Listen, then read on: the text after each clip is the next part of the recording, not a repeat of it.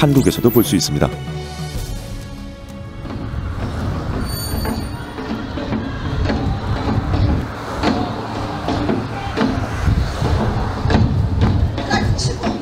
동네 어귀마다 서 있는 마을의 수호신과 같은 나무. 당산나무 아래 제사 준비가 한창입니다. 농사를 짓기 전과 후 마을에 큰일이 있을 때마다 사람들은 이곳 당산나무에 모여 제사를 지내고 마을의 안녕을 기원합니다.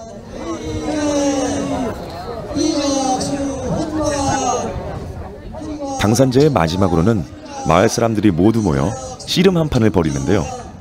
한 해의 복을 비는 당산제의 하이라이트입니다. 과거에가 고사년 사형터였기 때문에 그런 힘있는 장사들이 모여서 원원도 달래고 또 제방도 다지는 그런 의미에서 씨름이 시작이 됐던 유래가 있습니다. 마을 사람이라면 누구나 참여가 가능한 씨름대회. 당산제의 일부이지만 씨름은 마을 사람들의 피로를 풀어주는 좋은 놀이이기도 한데요.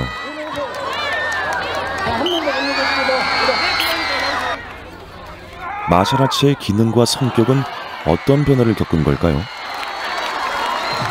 근대에 들어오면서 이제 무술이 전쟁의 어떤 수단으로 쓰이기에는 이제 힘든 거죠. 그러다 보니까 이제 무술이 갖고 있는 어떤 전투적인, 살상적인 이런 부분은 많이 이제 감소가 되고, 그것이 이제 체력을 키우고 상대와 어떤 그 재미를 느낄 수 있는 유의적인 부분으로 발달을 많이 했죠. 씨름은 모래판에 무릎을 포함한 상체가 닿으면 패하는 무술입니다. 알려진 기록에 따르면 이미 고구려 시절부터 씨름을 즐겼다고 합니다. 먼저 공격을 한다 해도 순간 허점이 생기면 바로 역공을 당할 수도 있고, 상대방과 몸을 밀착시킨 채 하는 다른 무술에 비해 공격이 빠르게 이루어집니다. 오랜 수련을 해야 가능한 기술도 있지만 반대로 씨름은 처음 해본 사람도 가능한 무술이기도 합니다. 고유 이제 도구인 삿발을 착용하기 때문에 다른 타 종목에 비해서 좀 더 화려한 기술, 손쉬운 기술, 그리고 좀 더 쉽게 배울 수 있고 접근하기가 좀 가깝지가 않나라는 생각이 들고, 씨름꾼의 허리와 허벅지에 두르는 삿발은 씨름의 공격 범위를 한층 넓게 하는 역할을 했습니다. 삿발을 잡고 있는 상태에서 다리를 공격하기도 하고요.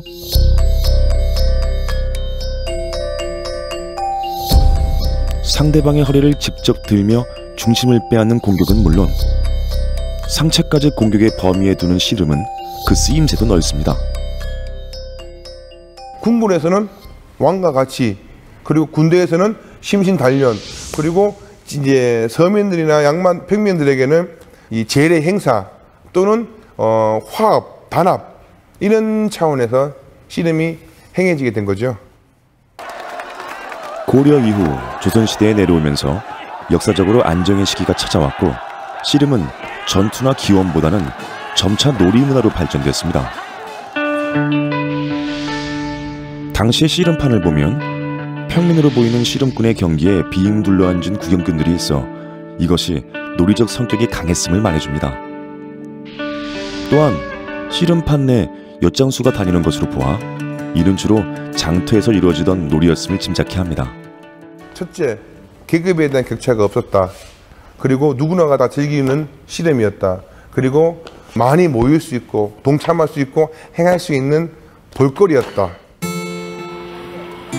씨름의 놀이적 성격은 현재까지도 이어집니다. 한국에서 씨름은 여러 전통 놀이 중에서도 가장 사랑받는 것 중 하나입니다.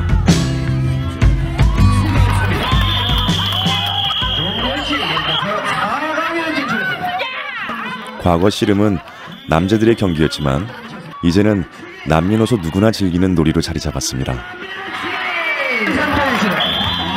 보는 사람도 씨름을 하는 사람도 목적은 단 하나, 씨름판을 즐기는 것입니다.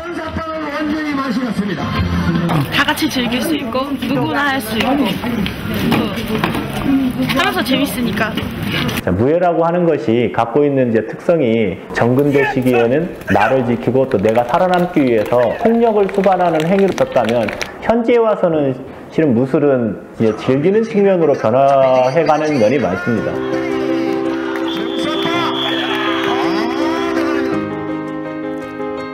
마샬아츠는 인류의 삶에서 꼭 필요한 존재였습니다. 그들의 삶에는 전쟁이 있었고 신을 두려워하는 마음이 있었기 때문입니다. 동서양의 어떤 그 무술이 이른바 마셜 아트라는 것들이 큰 차이가 없다. 제사를 지내고 조상을 숭배하고 또 신에 감사드리고 내외적 환경 속에서 끊임없이 진화되고 발전해오고 상호작용을 해서 오늘에 존재하는 것입니다. 마샬아츠는 단순한 신체의 움직임, 그 이상의 가치로 존재하면서 인간의 삶을 지탱해준 또 하나의 역사이며 문화입니다.